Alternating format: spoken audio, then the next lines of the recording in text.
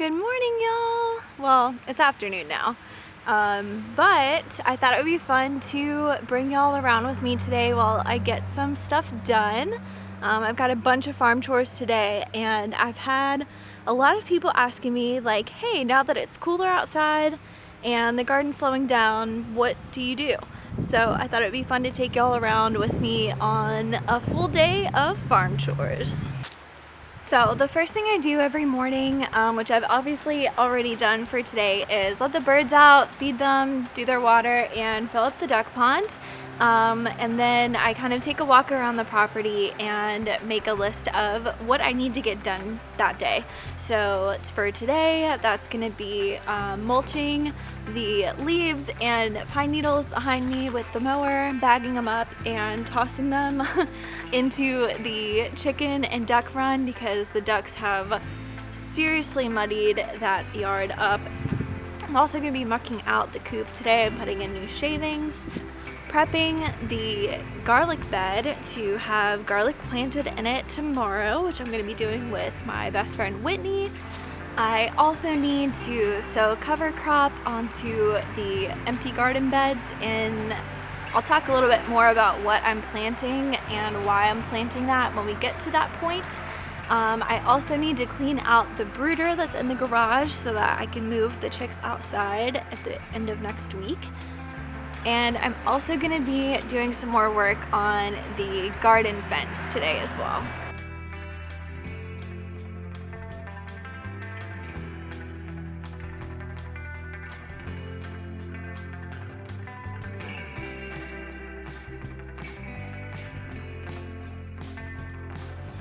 Okay, I just ran inside and grabbed a bite to eat and changed. The sun came up over the trees finally on that side and it got toasty warm real fast.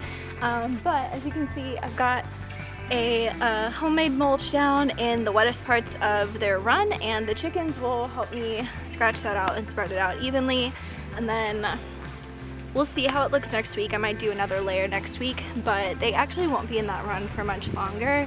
Once I finish fencing in the garden, they will be free ranging all day, every day. So they won't be in there for too much longer. They've actually been taking little field trips every day for a couple of hours. I try to have them out and about while I'm out here doing stuff just so I can keep an eye on them, and then I lure them back in there with treats. So they'll be good to go in about a week. Okay, so next while we're over here, I'm gonna go ahead and muck out the coop and put some new shavings down. The Muscovies can't fly quite yet. They're not quite old enough, so they're actually not roosting yet. They're still sleeping on the ground. So I try to make sure that there's always a layer of dry shavings for them in their favorite corner to sleep in the coop. So I'm gonna go ahead and muck everything out and put down new shavings for those guys.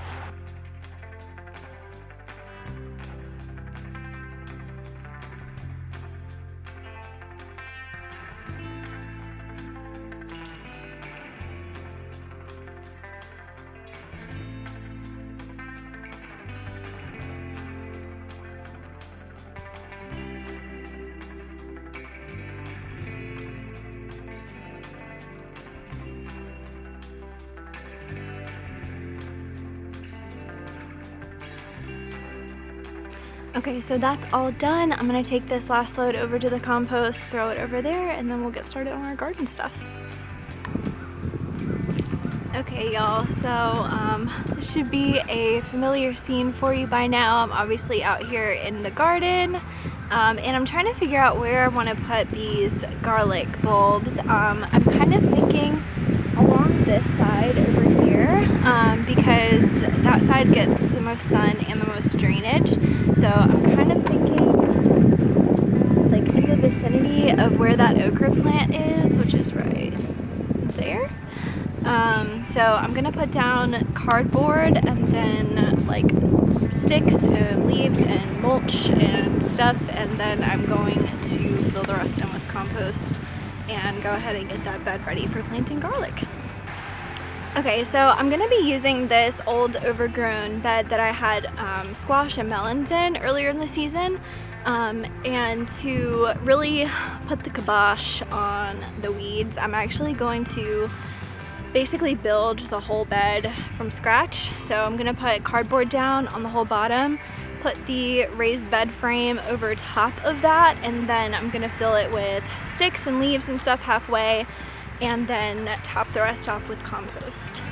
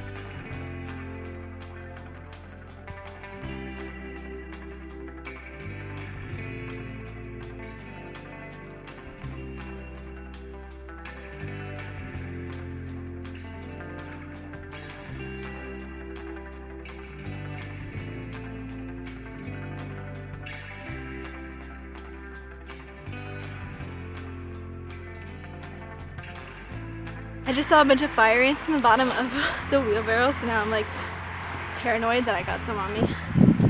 I'm really allergic to them, which is why I was like, but I think I'm good. Okay, so the sun's starting to get low in the sky. It's probably about 3 o'clock in the afternoon. Behind me here, I've got a whole cart full of pine straw. And if you're wondering, holy crap, Lizzie, where'd you get all that pine straw so fast? My driveway. We have about 100-yard long driveway, and the front half of it has huge pine trees over it. And I don't know if y'all know this, but raking pine straw off of asphalt is the easiest mulch you will ever collect in your life. So we use that as much as we can, and we honestly get enough to mulch almost everything that we need to. So yeah, it's awesome. So I'm gonna go ahead and put that onto the bed.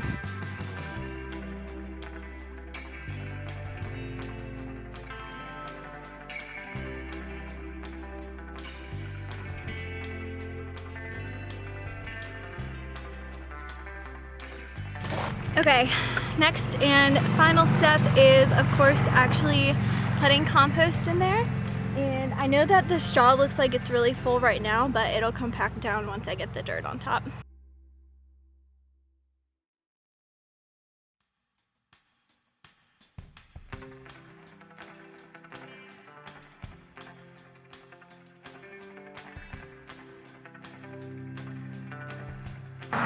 Okay, so my camera died earlier, but I did get the rest of the garlic bed done.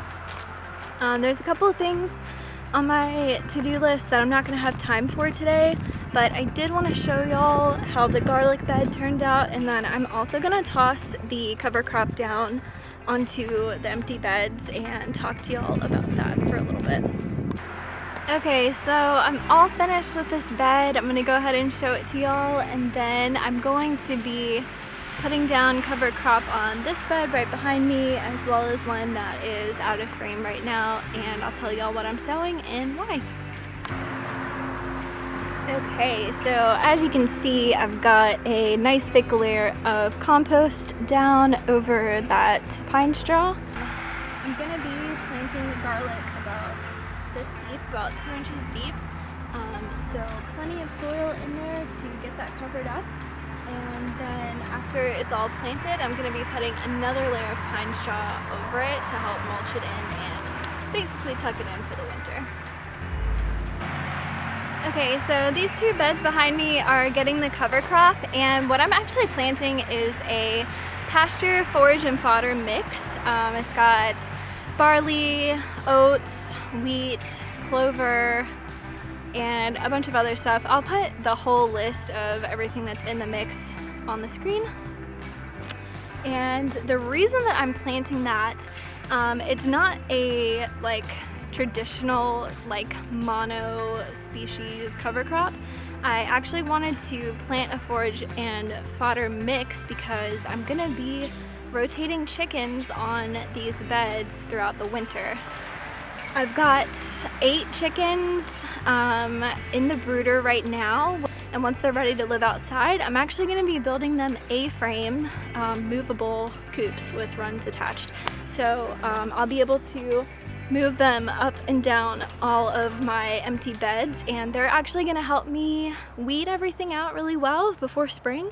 And then in the spring, before I plant in those beds, I'll top dress them with a few inches of our cold compost. So yeah, it's gonna make my life so much easier and save me a ton of work. So between the weeds that we have growing, which back here is mostly dead nettle and violet, both of which are really good for chickens. We also have purslane back here, which is also like very nutritious and beneficial for them to eat. So it's gonna work out really well for them, and it's gonna save me so much work. I'm so excited. Okay, so here is what the mix looks like. As you can see, there's tons of different seeds in there. I'm gonna be just broadcast sowing it onto these beds, and then I'm gonna rake it in. And then either tomorrow or the next day, I'll come out and toss a thin layer of compost down on top of it.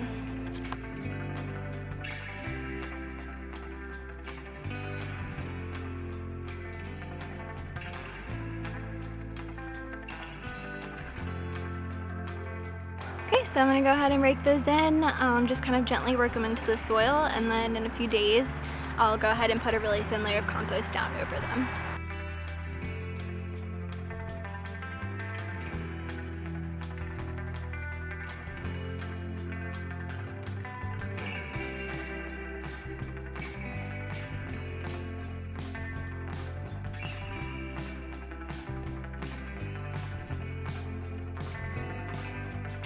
And the nice thing about us building our own A-frames, the movable chicken coops or chicken tractors, although these aren't a true chicken tractor because these actually have the run attached instead of being a movable wire enclosure fencing. But the nice thing about building our own is that I can make them the exact same width as the beds, which is gonna make it really easy and really efficient. So excited about the prospect of not having to keep these weeded all winter. It's gonna be awesome. So I'll definitely show you all the building process for those. I'm sure David will be doing most of the building for them, but I'll be sure to include the plans that we use and everything like that for y'all. So yeah, I'm done for the day. It is, gosh, I want to say it's about like 5. So all in all today, took like an hour for lunch, so it was about a 5-hour day of just like straight up farm chores and manual labor, but I hope that y'all enjoyed watching it. This is just like a normal day for me, so being able to share it with y'all and kind of talk through everything is really fun. So definitely let me know if you want to see more like a day on the farm kind of videos if you enjoyed this. And I'm gonna go have a beer, celebrate the election, and I will see y'all very soon. Take care. Oh, and don't forget to follow us on Facebook and Instagram. We're at Duskwood Farm on both of those. See y'all very soon.